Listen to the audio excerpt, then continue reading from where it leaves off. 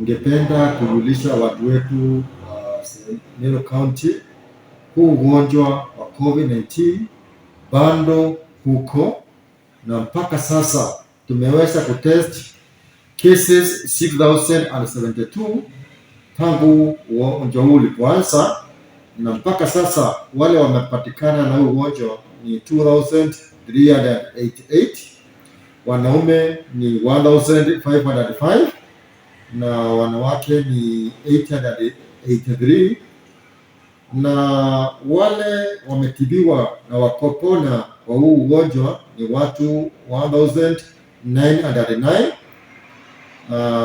Wale wamekufa ni 82, na wale bado wako na huu ugonjwa ni 397.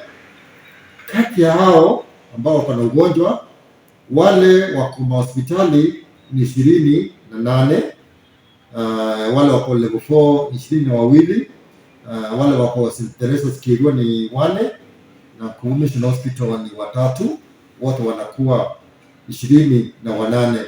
So ningependa kuambia watu wetu wa Meru, we are not out of danger yet.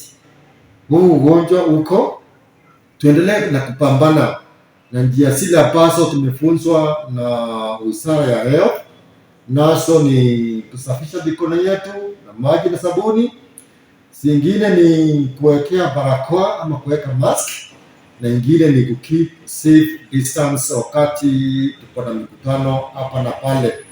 Otherwise, naomba sote tujikinge ili ile strain ya kutoka India ambayo imepatikana upande wa Kisumu isikuje eneo hili. Na pia ningependa kuambia watu wa Meru, hata kama tuko na ugonjwa COVID, yale magonjwa mengine na ni communicable diseases, yale tunaita NCDs, bado yako. Magonjwa kama hypertension, magonjwa kama diabetes na magonjwa kama cancer yako, niendelea pia kuwatatisha watu wetu hapa na pale. So naomba watu wetu pia come for check up. Ingieni mahospitali yetu mfanyiwe screening, especially ugonjwa wa cancer ambao serikali yetu ikiongozwa na gavana wetu Kenneth Murungi imefanya mambo mengi kupambana na haya magonjwa.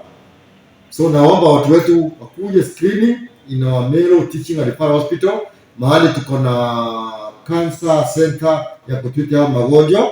Pia ningependa kuwauliza watu wetu mambo ya cervical cancer. Hivi majuzi tulipata equipment ambazo zitatumika ku screen na kutibu magonjwa haya in 40 of our facilities in various sub counties. Kwa hivyo naomba watu wetu wakuja screening ili waweze kutibiwa mapema, kwa sababu huu ugonjwa kupatikana mapema ni rahisi sana kutibu, lakini kukaa mpaka ufike stage 4 inakuwa ni vigumu sana kutibu.